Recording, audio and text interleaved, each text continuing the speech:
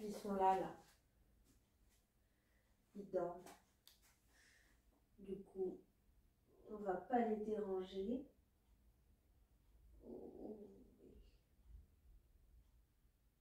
On va les laisser et on va filmer là.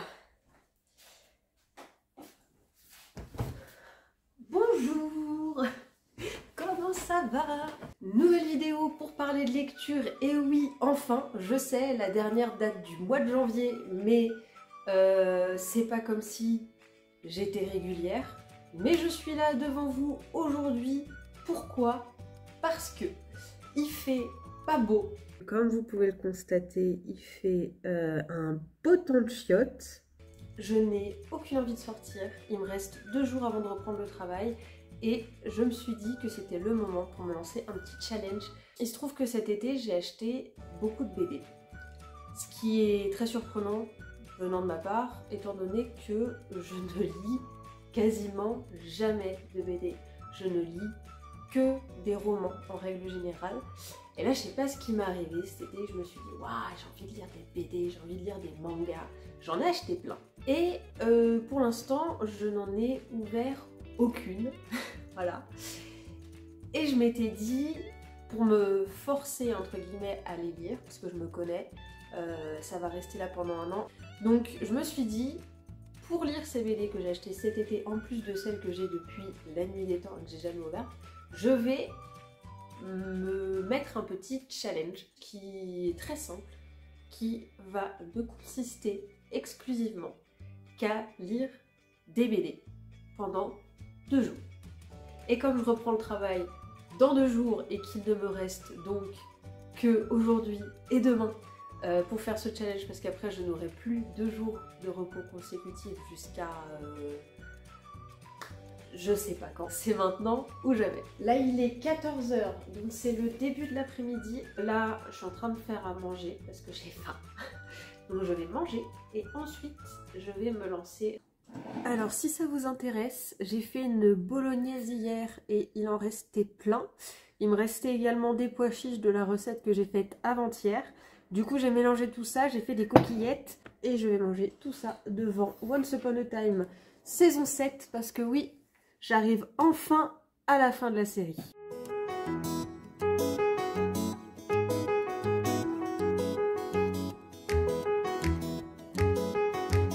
Voilà, à peine je suis levée, et déjà, ils reprennent leur place. Du coup, petite présentation rapide de tout ce que j'ai à lire. On a 2 mangas. Elfenlied, tome 1, tome 2. Je connais l'anime quasiment par cœur parce que je l'ai regardé je ne sais pas combien de fois. Je suis tombée par hasard en librairie sur les mangas et je me suis dit « Ah, je vais les lire depuis que je suis au collège !» Donc voilà. À savoir que c'est des gros volumes, donc ça risque de me prendre du temps. Full Metal Alchemist, tome 1, tome 2, je les ai pas lus, enfin si j'avais lu, j'avais dû lire les 3-4 premiers tomes, pas de cette édition là parce que là c'est l'édition Perfect, qui est plus grosse, qui contient plus de chapitres par tome.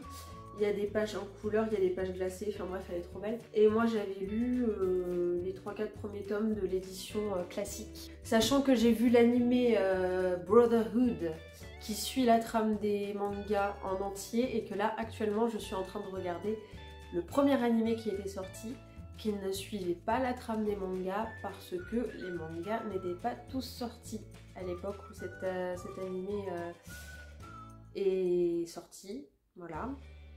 Je me répète beaucoup. Elle, tome 1, tome 2, qui est une BD que j'ai envie de lire depuis très longtemps, j'en ai entendu beaucoup de bien. Et ensuite, je peux pas tout vous montrer à la caméra parce qu'il y en a beaucoup. Vous avez toutes les BD Avatar, de Last Airbender, qui est un dessin animé que j'adore, dont je suis absolument fan. Donc au total, 16 BD à lire en 2 jours. Est-ce que je vais y arriver ? Peut-être que oui, peut-être que non, on verra. Ok, il est 15 h, je vais me mettre à la lecture.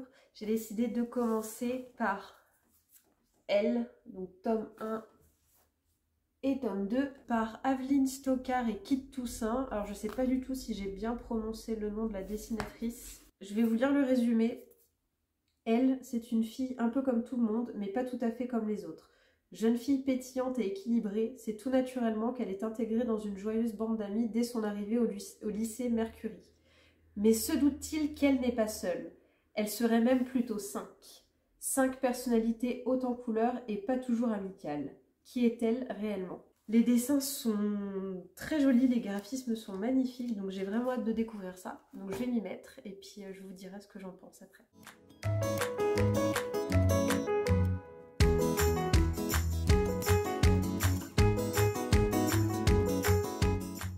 Alors je viens de finir le premier tome, c'était très très court, ça se lit très très vite, donc heureusement que j'ai le tome 2 sous la main à lire directement après parce que sinon je serais extrêmement frustrée. C'était très sympa, les personnages sont bien définis, en très peu de temps, je trouve ça cool. J'aime bien la technique du changement de couleur de cheveux pour indiquer les différentes personnalités. Comment est représenté son univers intérieur aussi, l'univers des différentes personnalités. C'est très poétique. J'aime bien aussi le fait que son amie essaye de la comprendre et de l'aider plutôt que de la rejeter. Et que quand elle lui explique qu'elle a différentes personnalités, son amie l'écoute, la croit, essaye de définir quelles sont les différentes personnalités pour pouvoir les reconnaître quand elles passent à la surface. Donc ça c'était très chouette, c'était très positif comme message. Et du coup ça se termine sur un cliffhanger parce qu'il y a une 6e personnalité qui depuis le début essaye de passer à la surface et qui pousse en fait les autres au maximum pour pouvoir créer des fissures, pour pouvoir elle passer à la surface. Et là on en arrive au moment où justement la 6e personnalité aux cheveux bleus arrive à passer à la surface. Donc j'ai hâte de découvrir la suite.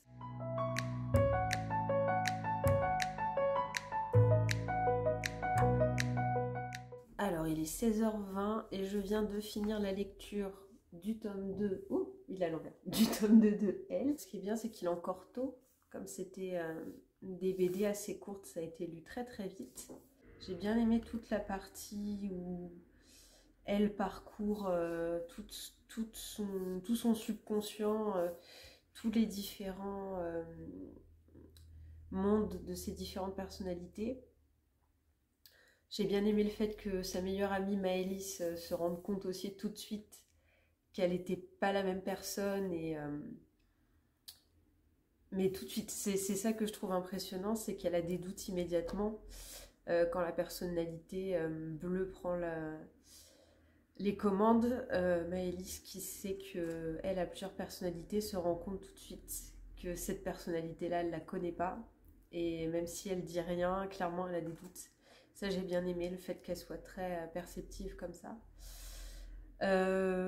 Après, la fin, les révélations à la fin sur le background de elle et de ses personnalités, je sais pas trop. Je sais pas quoi en penser. Je crois que le tome 2 est sorti il n'y a pas très très longtemps. Ah ouais, avril 2022. Du coup, je sais pas quand est-ce que le tome 3 sortira. Donc je pense qu'il va se passer un petit peu de temps. Mais je lirai la suite. Parce que ça m'intéresse. Mais j'avoue que... je sais pas trop. J'attends de voir la suite. Ok, donc on va continuer avec... je sais pas. J'ai bien envie de lire Elfenlied. Elfenlied, le tome 1. Donc Elfenlied, c'est un manga écrit par Lin Akamoto. J'ai jamais lu le manga, mais j'ai vu plusieurs fois l'animé quand j'étais ado. C'est très gore, très sanglant, mais c'est aussi assez poétique. En tout cas, l'animé. Je sais pas s'il y a de grosses différences entre le manga et l'animé, ce que je vais découvrir tout de suite. Je vais vous lire le résumé. Grâce à une succession d'événements jouant en sa faveur, New, une jeune mutante, parvient à s'échapper du centre de recherche dans lequel elle était enfermée et disparaît dans la mer. Entièrement nue, elle échoue sur une plage et y rencontre Yuka et Kota. Les deux jeunes gens la prennent en charge chez eux, mais New s'enfuit à nouveau. Kurama, ayant perdu son matériel expérimental, fait alors appel à une unité d'intervention armée spéciale, la SAT, pour retrouver la mutante. Bando, l'un des membres de la SAT, surnommé l'arme vivante, parvient à retrouver New. Malheureusement, il devra en subir les terribles conséquences. Il y a beaucoup de name dropping là, il y a beaucoup de personnages, rien que dans un court résumé, t'as 1, 2, 3, 4, 5 personnages différents cités. Oui, en gros, c'est des histoires de mutantes qui ont... bah là, on le voit pas parce que le manga est en noir et blanc, mais... Ah si, il y a une image là.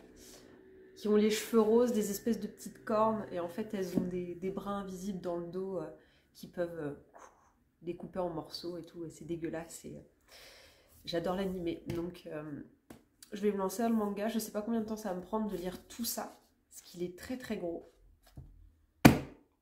On y va.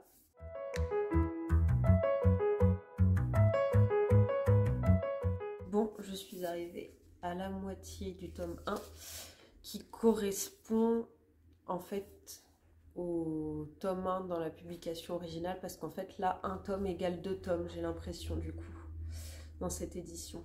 Donc, j'en suis à la moitié. Il est quelle heure? Il est 17h15, donc ça va, ça se lit assez vite. Pour l'instant, c'est très très fidèle au début de l'animé. Les dessins sont pas très jolis par moments. Les proportions sont... Alors, j'ai rien à dire, je sais absolument pas dessiner, mais les proportions parfois sont vraiment pas terribles. J'ai rigolé parce qu'à la fin, il y a une petite note de l'auteur qui dit, je lis pas tout ce qu'elle dit, mais à la fin, elle dit... le résultat, vous le tenez entre vos mains, un manga un peu moche, mais qui représente pour moi tout ce que mes entrailles ont pu donner, donc soyez indulgents. Je trouve ça super mignon. C'est son premier manga, elle était débutante quand elle l'a publié, et elle dit elle-même que c'est un peu moche. Mais vu le succès que ça a eu, je pense que c'est l'histoire qui a primé sur les graphismes. Et à mon avis, elle ne s'est qu'améliorée au fur et à mesure. Bref, je vais faire une petite pause. Et je vais prendre un petit goûter, je vais boire un coup et je reviens. Ils n'ont pas bougé du tout pendant mon absence. Et là, vu que je suis là, hop, oui, oui. Par contre, elle s'en fout complètement. Ah, tu t'en fous. Mais tu t'en fous, hein. Regardez-moi ce cinglé, là. Oui, il détruit mon siège, t'as raison.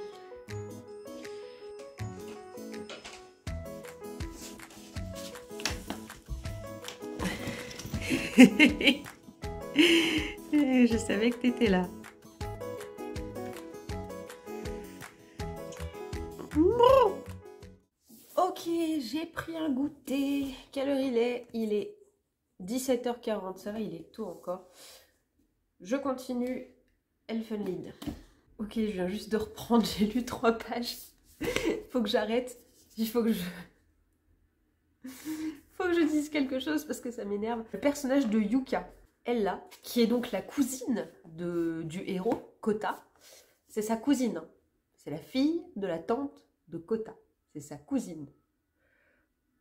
Au premier degré. Elle est amoureuse de lui. Donc déjà, ça va pas. Parce que c'est sa cousine, je le rappelle. En plus, elle l'a pas vu depuis 8 ans. Ça fait 2 jours qu'ils se sont retrouvés. Elle est amoureuse de lui depuis 8 ans alors qu'elle l'a pas vu. Et là, ils ont retrouvé Nana, donc New, la mutante là. Diclonius, ça s'appelle. Eux, ils savent pas que c'est une mutante. Et ils l'ont trouvée dans un état complètement amnésique. Elle ne parle pas. Elle a grosso modo l'âge mental d'un enfant en bas âge. À tel point qu'ils sont obligés de la laver et de la changer eux-mêmes. Et là, elle arrive chez Kota, il est en train de changer New, et elle, sa réaction, c'est de se dire, il est en train de coucher avec.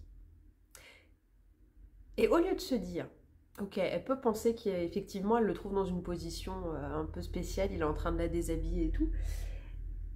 Et au lieu de se dire, elle est amnésique, elle a l'âge mental d'un enfant en bas âge, il est en train de profiter d'elle, elle a une réaction de jalousie.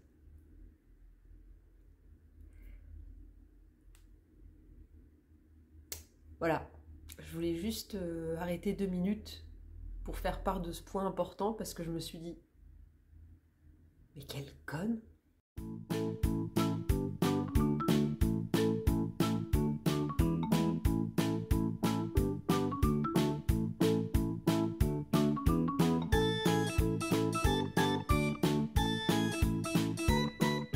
Bon, il est 20h16, je viens de finir le tome 2 d'Elfenlied.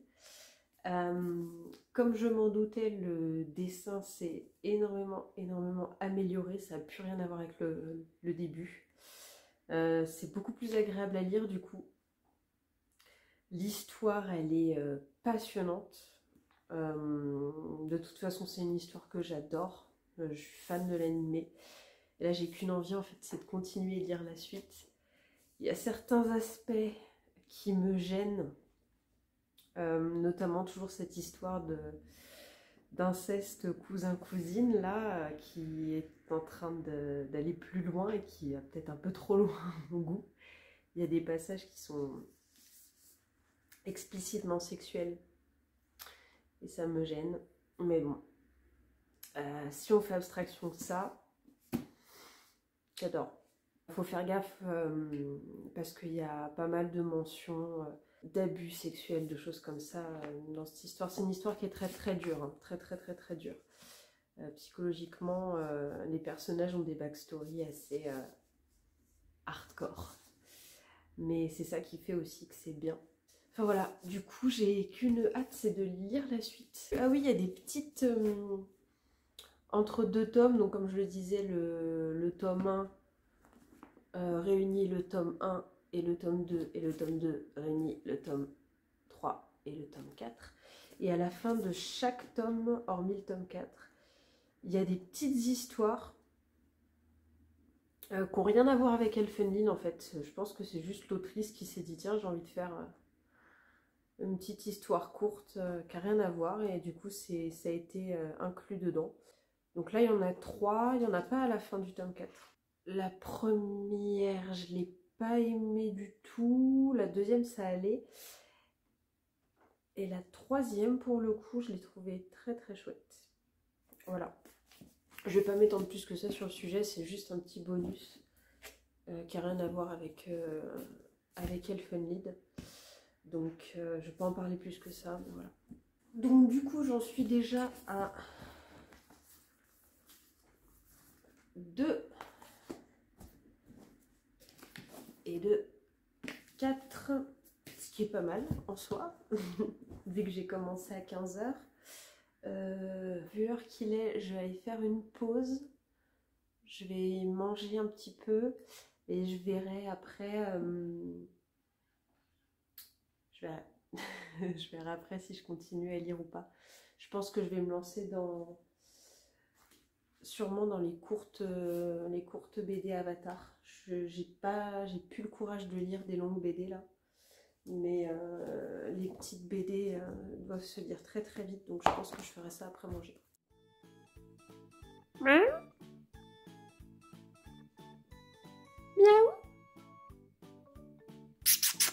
Miaou. Vas-y, miaule là. Mon bébé? C'est mon bébé? C'est mon bébé ça? Ah, tu t'en fous, hein. Ah, tu t'en branles. Il est 21h30, je suis en pyjama, je vais me mettre au lit. Et donc, avant de dormir, je vais essayer de lire, allez, au moins 2 BD. Donc c'est les BD, les petites BD Avatar. Et je vais commencer par celle-ci. Toph Beifong's Metal Bending Academy. Donc en fait, je vais pas vous lire le résumé parce que c'est en anglais.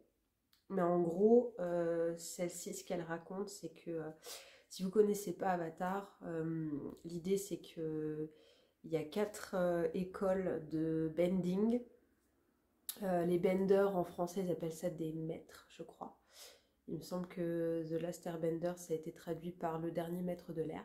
Et là, en l'occurrence, il s'agit de Toph, qui elle est une maître de la terre et qui a inventé l'art de manipuler le métal. Et donc, elle a créé une académie pour apprendre à des jeunes maîtres de la terre à manipuler également le métal. Donc, c'est ce que raconte cette petite BD. Donc, je vais la lire tout de suite.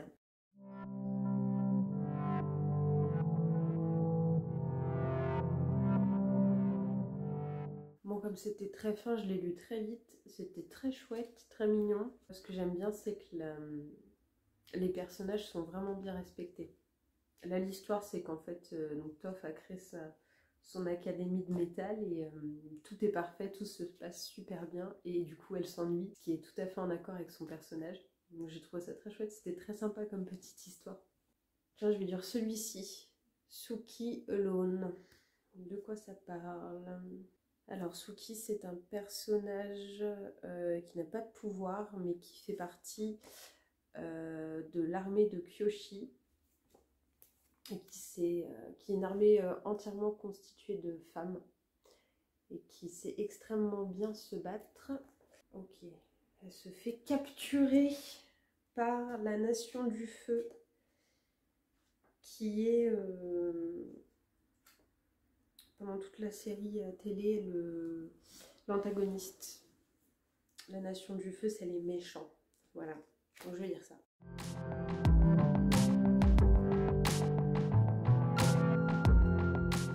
J'ai adoré. Encore une fois, très court, très rapide à lire. Ce qui est vachement bien, c'est que là, en fait, c'est une histoire qui se passe pendant le dessin animé.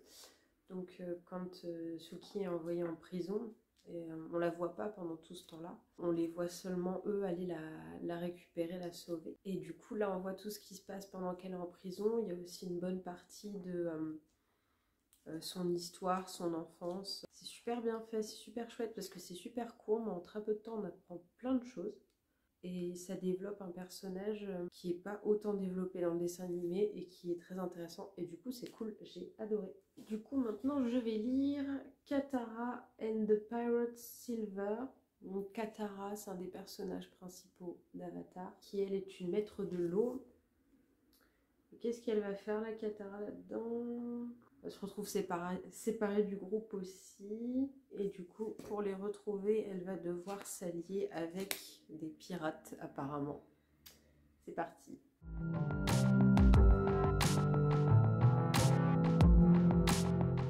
C'était sympa, mais sans plus. Jusque-là, c'est celui que j'ai le moins aimé. En même temps, je suis pas forcément fan de Katara. C'est pas mon personnage préféré. Je la déteste pas, mais je suis pas hyper fan. Après, ça reste des petites explorations de personnages qui sont assez intéressantes et qui, je trouve, restent bien dans la lignée du dessin animé.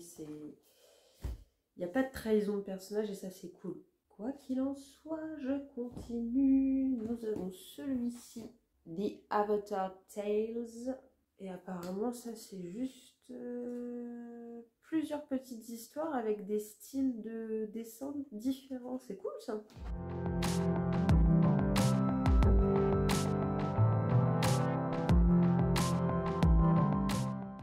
Ça, c'est fait. C'était sympa, c'était mignon. C'était vraiment des histoires très courtes, de 5-6 pages à chaque fois. C'était chouette, ça apportait pas grand-chose à l'histoire, mais c'était juste histoire de passer un petit peu plus de temps avec les personnages qu'on aime bien, dessinés dans des styles différents. Sur ce, il est 23h23, donc je vais arrêter. Je vais me coucher, je vais dormir. Sur les 16 BD que j'avais à lire, j'en ai lu la moitié, j'en ai lu 8, ce qui est franchement pas mal. Donc voilà, si cette vidéo vous a plu, likez, partagez, blablabla, tout ce que vous voulez. Si vous voulez, j'ai un compte TikTok maintenant sur lequel je poste beaucoup plus régulièrement que sur YouTube. Je poste un peu tout et n'importe quoi, ce qui me passe par la tête, des trucs de la vie quotidienne. Quand je fais des trucs sympas et que j'ai envie de filmer, voilà, je poste ça. Donc je vous dis à demain pour un nouveau vlog de lecture de BD. Bisous.